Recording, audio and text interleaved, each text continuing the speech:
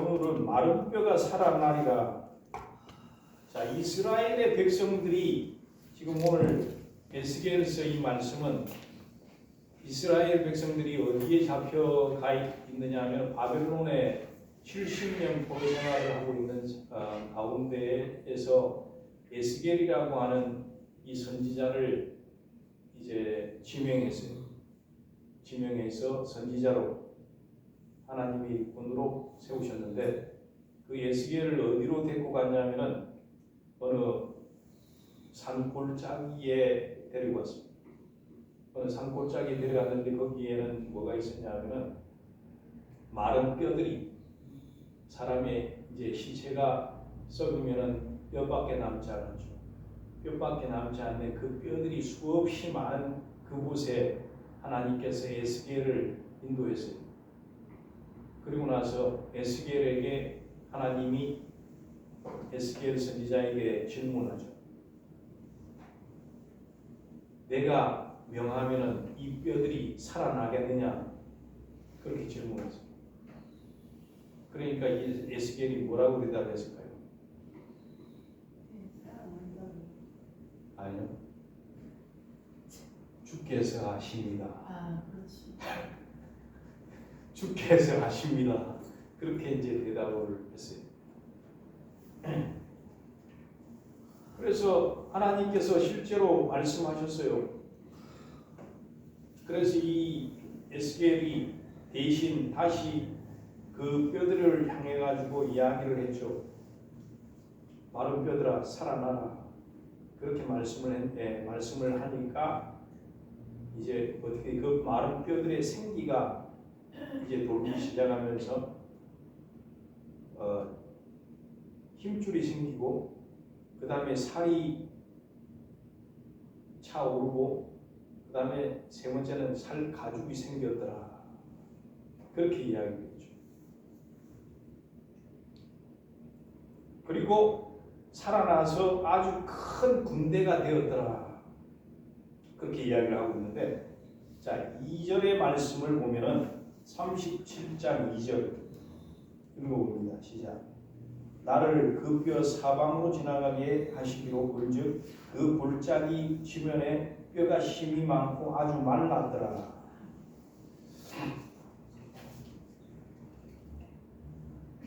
자, 이 지금 장면은 그 당시에 이스라엘의 백성들의 상태에 대한 것을 이야기하고 있습니다. 70년 동안 바벨론이라고 하는 나라에 포로가 되어서 생활을, 우리나라 36년 동안에 일제 한일 합방 되어가지고 일제 치하에 있을 때 또 이 이스라엘 백성들은 70년 동안이나 포로 생활을 해서 외국에 잡혀가가지고 있을 때의 생활이라고 하는 것은 비참한 거잖아요. 자유도 없고 그 다음에 기쁨도 없고 행복도 없고 뭐 이런 상황에 있는 암울한 시대. 뭐 우리가 6.25를 겪지는 않았지만 6.25 전쟁 이후의 시대와 같은 방불케 하는 그런 이제 시대의 백성들의 모습을 지금 말씀하고 있다. 자, 이 모습은 우리나라의 어떤 모습이었을까요? 2023년도 우리 교회가 이곳으로 이사 오기 전에 코로나가 있었어요. 코로나19 시대 때에 마스크 쓰고 있었죠. 그 다음에 예배를 나오지 못하게 했어요.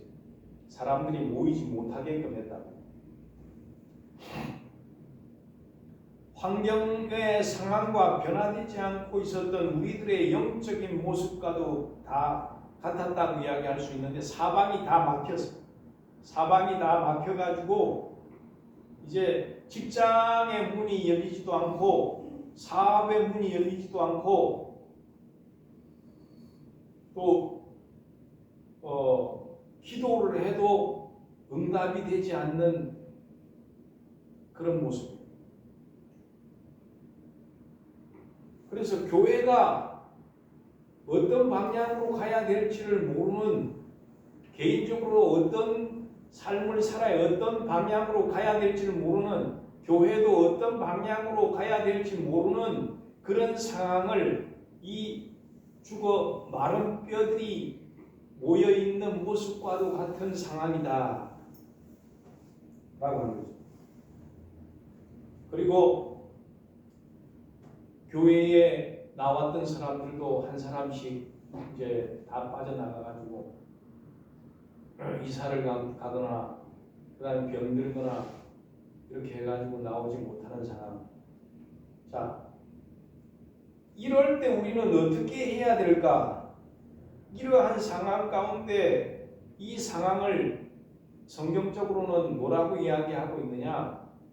광야와 같은 생활이라고 이야기할 수 있어요. 광야와 같은 생활. 이스라엘에 가보면은 우리는 이스라엘의 광야가 넓은 그냥 사막인 줄로만 알았는데 그건 아니더라고요. 언덕도 있고 그 다음에 평지도 있는데 전부 붉은 땅, 붉은 황토 땅이에요. 그런데 이 광야라고 하는 것은 풀도 없고 나무도 없어요. 풀도 없고 나무도 없는 하늘밖에 없어. 볼 것이라고. 그게 광야야. 그러면 하늘밖에 없으면 이제 하늘밖에 없으면은 어디만 바라봐야 됩니까? 어디만 바라봐야 돼? 하늘만 바라봐야 돼. 하나님만 바라보는 곳이 어디냐? 광야라고 하는 거예요. 우리가 인생 광야를 살아가고 있다.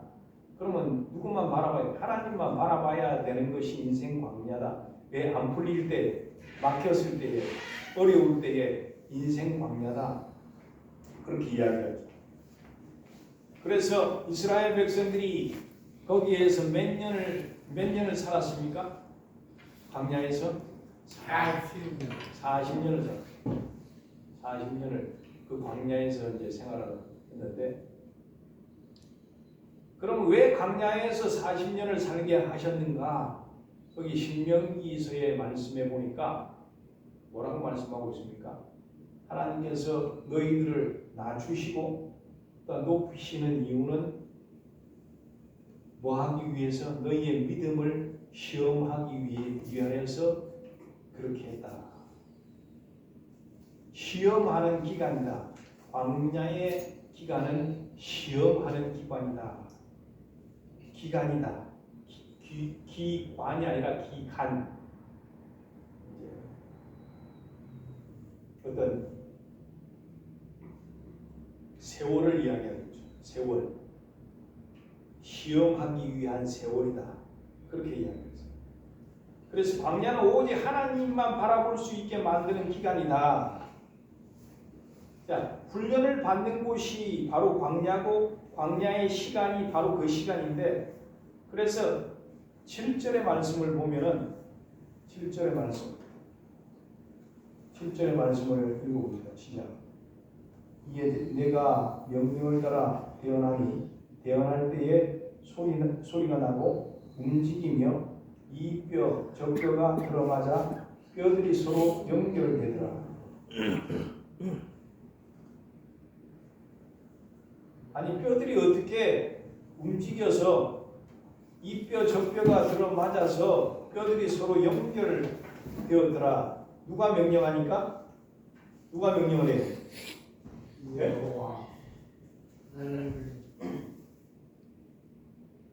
누가 명령을 해요? 하나님. 다른 분들은 입이 없는가 봐. 누가 명령을 해요? 하나님이요. 누가 명령을 해요? 하나님께서 명령을 하니까 뼈들이 이제 연결되어 맞추어져서 살아나더라. 그렇게 말씀합니다. 그러면 하나님 이 말씀을 통해 가지고 우리는 무엇을 발견할 수가 있습니까? 하나님이 누구라고요? 생명의 주관자라고 하는 것을 발견할 수 있어야 될 줄로 믿으시기 축원합니다. 생명의 주관자다. 자, 요한복음 11장에 거기에는 나사로라고 하는 사람이 죽어서 병들어서 무덤 속에 들어가 있어요. 지금. 그래서 거기에는 장례 문화가 그 산에 바위를 갖다가 깎아가지고 그 안에다가 시신을 넣어놔요. 그래서 바위를 굴려서 다시 그 무덤을 만들어요. 그런데 사람들 보고 그 나사로가 있는 무덤에 돌을 굴러내라고 말씀하셨어요. 예수님이. 그래서 돌을 굴려내고 나니까 그 다음에 예수님이 명령하셨죠. 나사로야 나오라고 이야기를 하니까 말씀을 하니까 나사로가 이제 배를 동인 채 헝겊을 이제 이렇게 감아서 시신을 보관하는 장례 문화예요. 우리는 이렇게 옷을 입혀서 이제 이렇게 안치를 하지만은 붕대를 감아가지고 이제 시신을 놔뒀는데 예수님께서 나사로야 나와! 나사로야 나오라고 이야기를 하니까 말씀하니까 나사로가 배를 동인 채로 나왔다. 예수님은 누구라고 하는 것을 이야기하고 있어요? 생명의 주관자라고 하는 것을 말씀하고 있는 줄로 믿으시기 바랍니다. 할렐루야.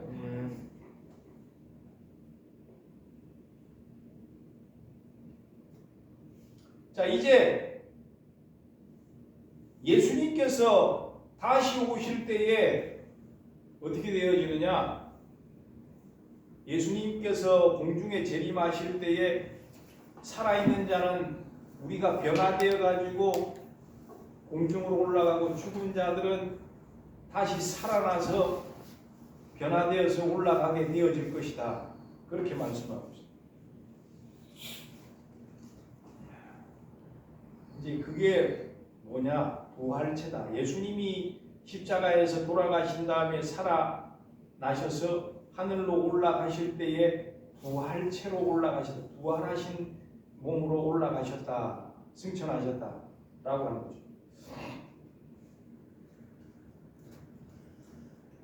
우리도 부활하고 또 공중에 들려 올라갈 줄로 믿으시기를 축원합니다. 네.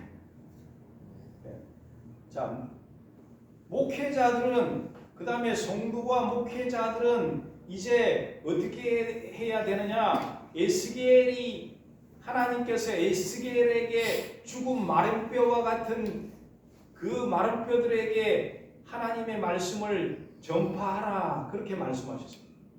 이것이 하나님의 뜻이라고 하는 거죠. 할렐루야. 저는 뭐 이해가 안 갈 거예요. 뭐 어떻게 해서 하나님의 말씀을 전하면은 사람이 살아나냐 그렇게 이제 이해가 안 될 거예요. 지금은 이해가 안 되는데 이제 4절과 8절의 말씀을 보니까 주님은 우리에게 이 마른 뼈들을 살리는 처방을 말씀하고 있어요. 마른 뼈와 같이 죽어있는 사람들을 살리는 처방이 뭐냐? 그것은 하나님의 말씀을 전하는 것이다. 할렐루야. 다시 말해서 죽은 자들에게 말씀으로 전도하고 말씀으로 복음을 전하라고 하는 이야기가 그 말씀이죠. 예를 들어 가지고 우리가 만약에 우리가 잘 알고 있는 여기 부평 화장터에 가가지고 시체를 화장시킨 다음에 그 뼈들을 향해서 우리 보고 하나님께서 전도해라 그렇게 이야기하면 여러분들은 할 수 있겠어요? 못하겠어요? 죽은 뼈들에게 전도하라고 하면 전도하겠냐고 못하겠냐고? 안 돼요. 예? 안 돼. 무서워서. 당연히 못하겠다고 하겠죠. 그런데 이것이 하나님의 종들이 할 일이라고 이야기를 하고 있는 거예요. 그리고 하나님은 이 불가능한 명령에 순종하는 자들에게 몇 가지의 약속을 주셨는데 그 약속의 말씀이 바로 5절의 말씀이에요. 5절 6절의 말씀인데 한번 같이 읽어보시겠습니다. 시작. 주 여호와께서 이 뼈들에게 이같이 말씀하시기를 내가 생기를 너희에게 들어가게 하리니 너희가 살아나리라. 6절 너희 위에 힘줄을 두고 살을 입히고 가죽으로 덮고 너희 속에 생기를 넣으리니 너희가 살아나리라. 또 내가 여호와인 줄 너희가 알리라 하셨다 하라. 자, 그 다음에 7절의 말씀 아까 전에 읽었는데 이에 내가 명령을 따라 대언하니 대언할 때에 소리가 나고 움직이며 이 뼈 저 뼈가 들어맞아 뼈들이 서로 연결되었더라. 이제 다시 말해서 우리들에게 뭐라고 말씀하시냐? 죽은 자들을 향해서 말씀을 전하라. 죽은 자들을 향해서 말씀을 전하라고 하는 것이 하나님의 뜻인데, 그러면 우리는 어떻게 해야 되느냐? 그 말씀에 순종해야 된다라고 하는, 순종하게 되어질 때에 그 죽은 영혼들이 부활하게 되는 역사가 일어나게 된다라고 하는 거죠. 사실 이런 일을, 이런 기적을 저는 가끔씩 이제 경험하게 되죠. 우리는 매일 이제 주일날 예배를 드릴 때에 이 목사는 여러분들을 향해서 설교를 하잖아요. 그러면은 어떤 느낌이 들 때가 많냐? 죽은 자들을 향해서 설교할 때가 많아요. 죽은 자들이 앉아 있는데 내가 설교하고 있다라고 하는 느낌을 많이 받게 됩니다. 무슨 이야기인 줄 아시겠죠? 죽은 자들을 향해서, 해골과 같은 자들을 향해서 내가 설교하고 있을 때가 많다라고 하는 것이 느껴지는데, 그럼에도 왜 이 일을 해야 되느냐? 그것은 하나님이 목회자에게 주신 사명이기 때문에 그렇다 라고 합니다. 그래서 놀라운 사실은 말씀을 전할 때에 처음에는 고개를 숙이고 눈을 감고 있는 자들이 많이 있지만은, 그러나 계속적으로 말씀을 전하다 보면은 이제 눈이 반짝거리는 사람도 있고, 그 다음에 얼굴에 이제 기쁨이 생기는 사람도 있고, 또 얼굴에 이제 눈물이 눈에서 흘러내리는 사람도 있고, 이런 이제 여러 가지 일들이 생겨지게 되어진다는 거죠. 그리고 입에서는 찬양이 흐르고 영적으로 살아나고, 또 어떤 분들은 이제 들어오는 순간부터 나갈 때까지 무표정한 사람들도 있어요. 하나님의 말씀이 들어가는데도 무표정한 사람들의 소망은 뭐냐? 저 목사가 빨리 축도했으면 좋겠다. 그리고 빨리 나갔으면 좋겠다. 라고 하는 생각을 가진 사람들이 있다. 자, 그런데 이런 시체들의 행렬 사이로 살아난 성도들의 모습도 보인다라고 하는 겁니다. 살아난 성도들은 그 얼굴에는 기쁨이 있고 입에는 찬양이 이제 나오고 있는 사람들도 있다라고 하는 거죠. 그래서 하나님의 말씀을 들으면은 살아나는 사람도 있고 그냥 계속적으로 죽은 그런 영혼들도 있다라고 하는 것을 말씀하고 있습니다. 자, 여러분들이 이제 올 한 해 전도의 목표를 세웠는데, 과연 내 이웃이 내가 하나님 말씀을 전한다고 해가지고 그 영혼들이 깨어나고 돌아올까라고 하는 생각을 가질 수 있다라고 하는 거죠. 그러나 오늘 말씀을 여러분들이 기억해야 된다고. 하나님의 말씀을 전하면은 우리가 역사하는 것이 아니라 하나님이 역사해서 그 영혼들을 주께로 인도한다라고 하는 것을 명심하는 여러분들이 되시기를 축원합니다. 우리는 전하는 것뿐이에요. 역사는 하나님이 하신다라고 하는 거죠. 할렐루야. 어떤 신학교에 이제 1학년으로 입학한 학생이 교수가 성경에 대한 것을 신학적으로 계속적으로 설명을 하니까 손을 들고 질문을 했어요. 그 학생이. 교수님, 정말 이 성경책이 사람을 변화시킵니까? 그렇게 질문했어요. 그러니까 이 교수가 하는 이야기가 학생이 성경책을 들고 성경을 흔들고 있는 한 아무 일도 생기지 않는다네. 그러면서 먼저 성경 말씀이 자네를 붙들어서 자네의 무릎을 꿇고 하나님께 기도하게 되어지면은 그때에 이 성경 말씀이 인간을, 사람을, 학생을 변화시킨다네. 무슨 이야기입니까? 하나님을 먼저 내가 믿어야, 하나님의 말씀을 믿고 하나님을 믿어야 사람을 변화시키게 되어지는 것이다. 성경이 나를 변화시켜 주기를 원하는 것이 아니라 내가 하나님을 믿을 때에, 그 다음에 하나님의 말씀을 믿을 때에 그 말씀이 우리를 변화시켜 주게 되어지는 역사가 나타나는 줄로 믿으시기를 축원합니다. 그래서 우리가 먼저 하나님의 말씀에 순종해야 된다라고 하는 거죠. 다시 이 말씀을 이웃들에게 전해야 된다라고 하는 거죠. 만약 자신이 말씀을 전하기 어렵다고 한다면은 그냥 데리고 와요. 우리 교회에 목사님 말씀이 참 좋다. 한번 와서 들어봐. 이렇게만 이야기해도 된다. 라고 하는 거죠. 내가 복음을 전하기 어려우면 우리 교회에 와서 한번 얘기를 들어봐. 말씀을 들어봐. 라고 하는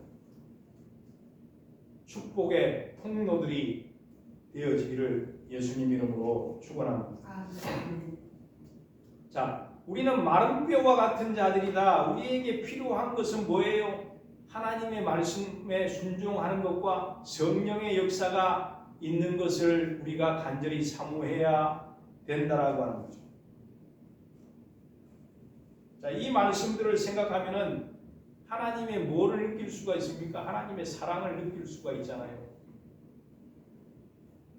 하나님의 사랑, 놀라운 사랑과 자비하심을 우리가 발견해야 된다라고 하는 거죠. 여러분들 지금 올 한 해 이제 작년과 같이 똑같이 그렇게 생활을 하려고 합니까? 내 마음이 원하는 대로 생활을 하려고 합니까? 낙심과 좌절 가운데에서 계속 생활하려고 합니까? 그렇지 않잖아요. 올해는 이제 작년보다 더 낫게끔 소망을 가지고 하나님의 말씀에 순종함으로 살아가는 저와 여러분들이 되어지기를 예수님 이름으로 축원합니다. 마른 뼈들로 가득한 모습처럼 보이는 시대예요. 지금 암울한 시대예요. 전 세계가 지금 양분됐어요. 뭐로 양분됐습니까? 갈라져 있어요. 이념으로